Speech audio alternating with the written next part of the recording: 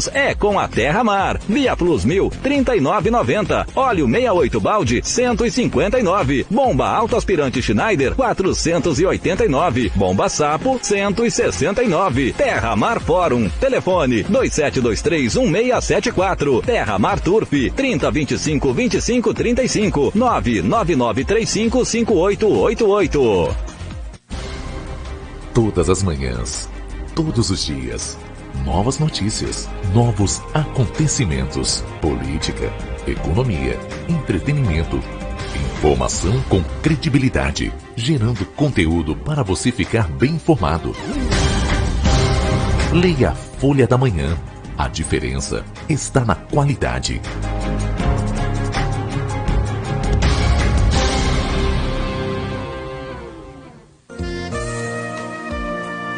Se você procura uma emissora com a cara de Campos, a Plena TV é a melhor opção. Sintonize o canal 3 na Ver TV, 181 na NET, o canal 24 na Blue ou na internet em tempo real, visitando plenatv.com.br. São 24 horas diárias de conteúdo local com a qualidade que só o Grupo Folha de Comunicação oferece. Plena TV. Nossa programação é 100% você.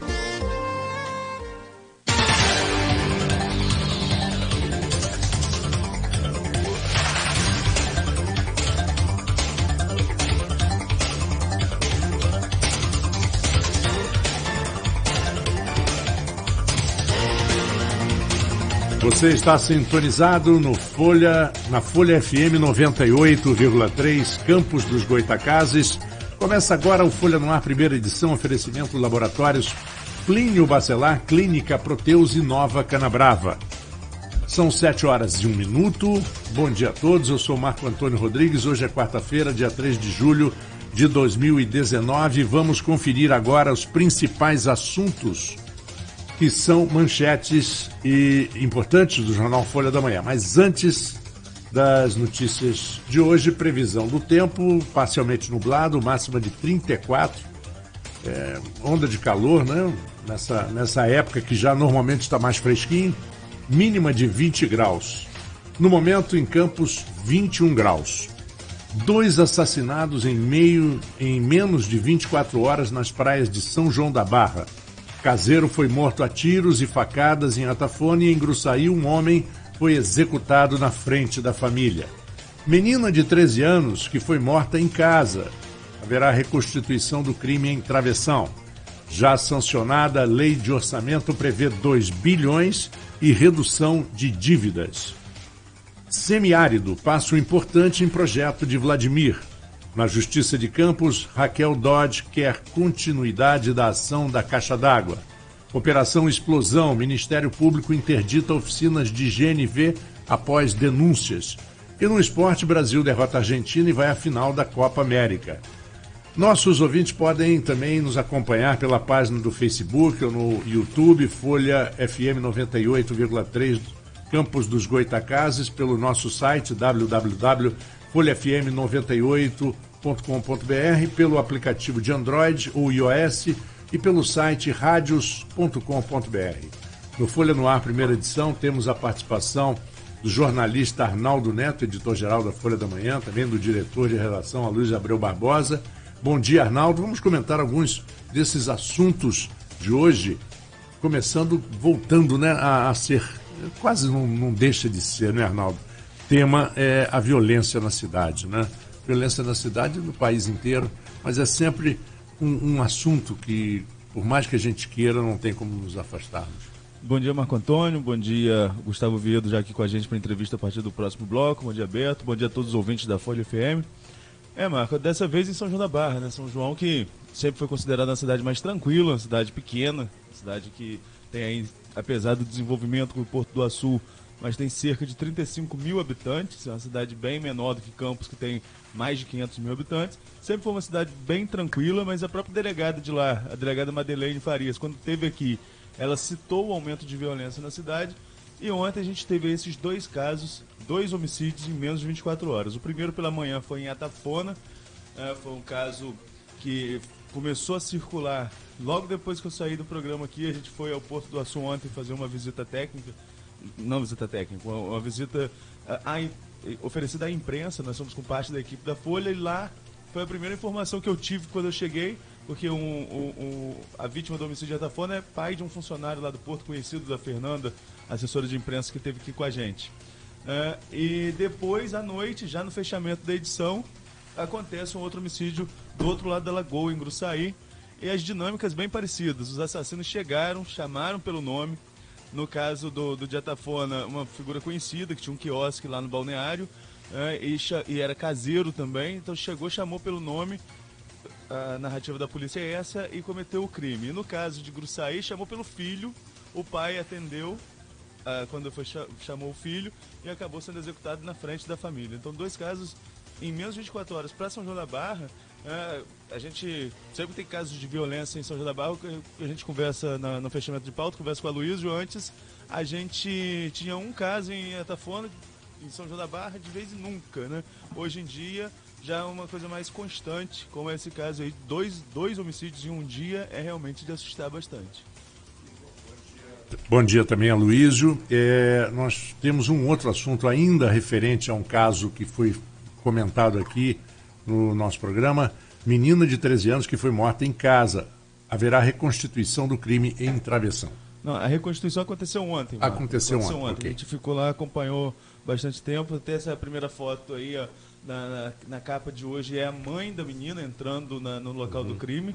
Esse crime, na verdade, aconteceu há algum tempo, né? Foi em maio, antes de eu viajar. Exatamente, nós comentamos aqui. Foi a reconstituição comandada pelo Pedro Emílio, delegado da 146, e junto com toda a sua equipe, os suspeitos que chegaram a ser detidos estiveram na cena do crime, e a mãe da vítima também participou da reconstituição. É justamente esse flagrante que a gente tem na primeira foto de hoje da edição da Folha da Manhã. A mãe também participa, o desfecho foi tarde, nossa equipe voltou de lá depois das 10 horas, até se deslocar de Travessão para cá, e ainda não tinha sido encerrada a reconstituição. Hoje a gente vai dar continuidade no caso, ver com o Pedro Emílio qual foi o desfecho a partir dessa reconstituição e quais são os próximos passos nessa investigação. Mais um caso que chocou a cidade, né? A gente pegar agora recentes, a gente tem muitos casos envolvendo criança.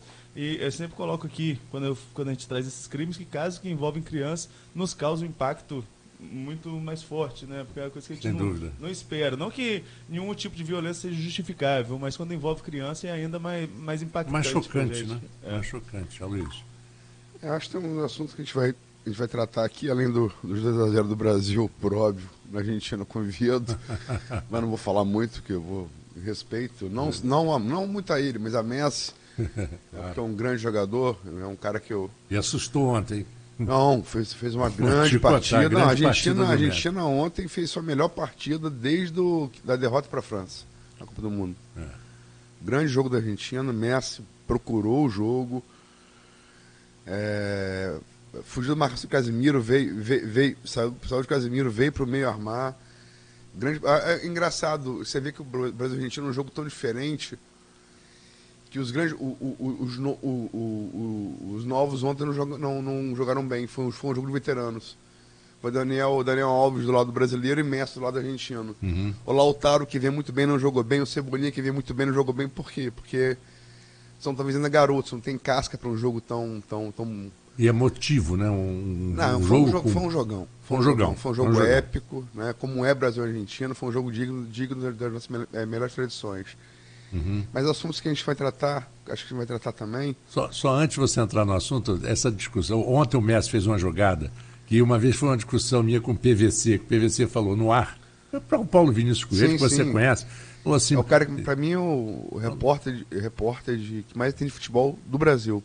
E com maior capacidade de informação. Eu nunca vi ninguém se perguntar igual. O reserva do lateral esquerdo do América de 23, ele sabe. De 38 ele sabe. É impressionante. Sem constar nada, é impressionante. É uma memória. Mas ele falou uma coisa muito engraçada. Depois eu briguei com ele. Ele falou assim, não, porque o fulano entrou, o palmeirense, porque ele é muito apaixonado pelo Palmeiras, e o cara perdeu 3 gols, o jogo poderia ter sido 3-0. Eu falei, não pode. Porque se ele fizesse o primeiro, não haveria os 2, porque foram na sequência. E o Messi ontem quase fez 3 vezes. Ele chutou na trave, depois ela voltou, ele botou, o goleiro defendeu e na terceira ele ainda cruzou, ela passou raspando a trave. Quer dizer, se entra a primeira, foram 2 bolas na trave da Argentina, né? Foram 2 bolas na trave. Foram 2. Uma de cabeça e uma dessa do Messi. Não, mas eu falo, não, assim, a Argentina, uma do Messi foi a segunda. E no segundo tempo, a Argentina no primeiro tempo tem a bola na trave também. Foi uma cobrança. E a Argentina teve muito mais conclusões. O Brasil muito foi mais eficiente. Exatamente. Como sempre, a Argentina também bateu, né, e tal, a Argentina. Mas foi um jogão. Mas agora eu queria falar de algumas coisas que a gente não eu vi. Eu não sei, acho que você não tenha falado no início. A gente vai tratar com o Oviedo também. Essa questão do orçamento de 2 bilhões para o próximo ano, acho que é uma coisa que é importante a gente tratar aqui. Né? E do governo Rafael, né? Já está sancionada.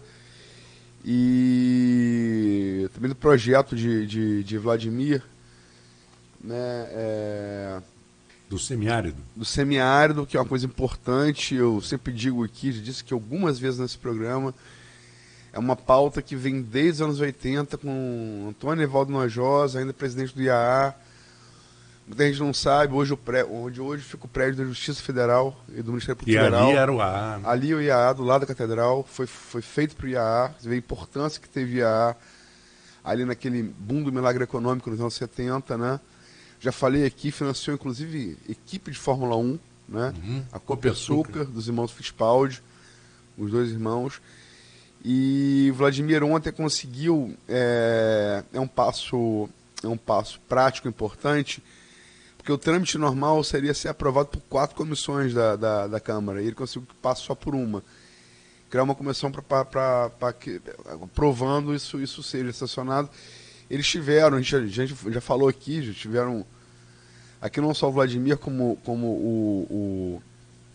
o pessoal da Coagro, da Asflucan, né? Frederico Paes, o ministro Dona Josa e o Sérgio Cunha, né? Tiveram aqui os 3 falando, antes da Rio Agrocop. Eles tiveram com a ministra Tereza Cristina, né? Ministra da Agricultura, do DEM do Mato Grosso do Sul.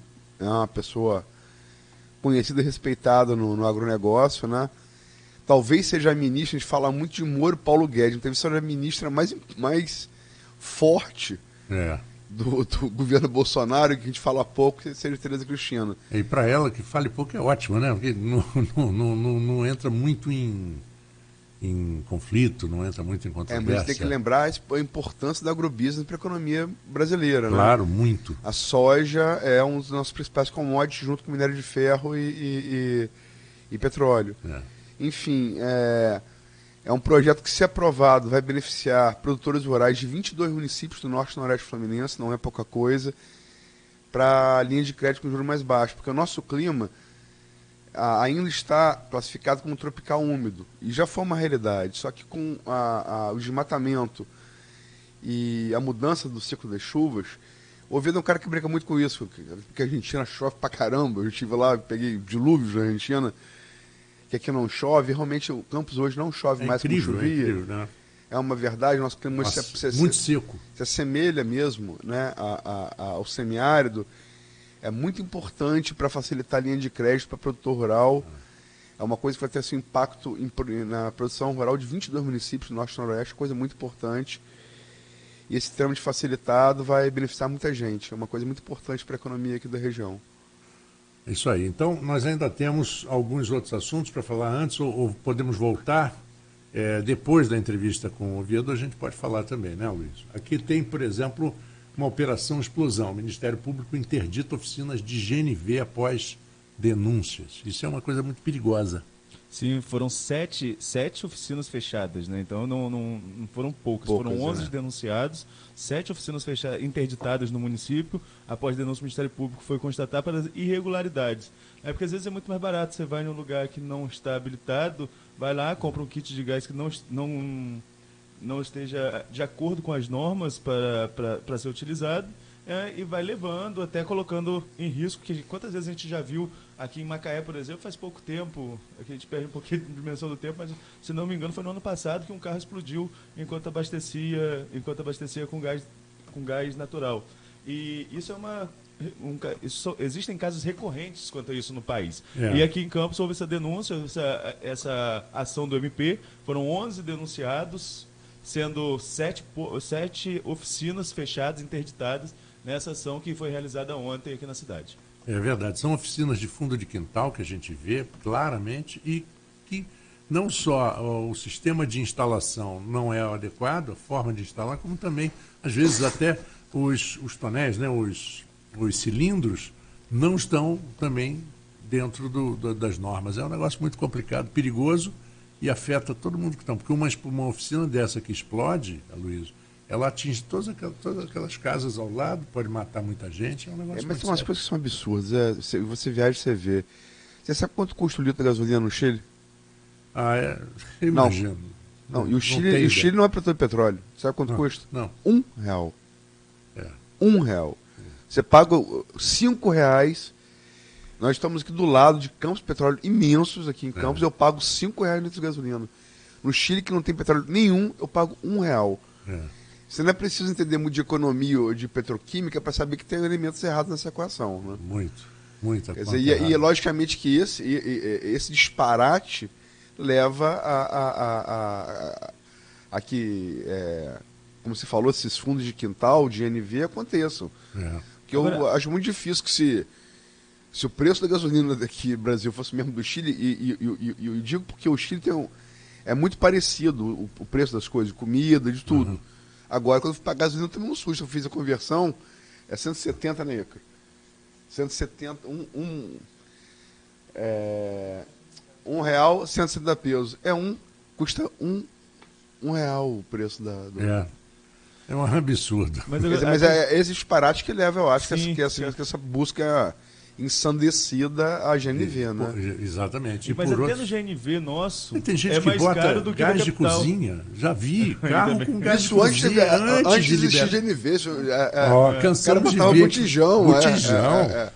Ainda pintava o botijão com as cores do clube. O cara era vascaíno, botava preto e branco, aí botava a cruz de Malta. É brincadeira, né? Agora a questão do GNV também está sendo alvo de uma discussão, de uma CPI na Alerj, sobretudo com o preço aqui da região. O deputado Rodrigo Bacelar é membro dessa CPI e faz cobranças pela diferença do preço do GNV, um metro cúbico, em relação a Campos e Itaboraí, por exemplo, 80 centavos de diferença. Qual a justificativa para esse valor? Justamente falando sobre essa questão dos campos de produção tão próximos que nós temos aqui, da Bacia de Campos, e a gente paga bem mais caro do que outras cidades, outros estados do país.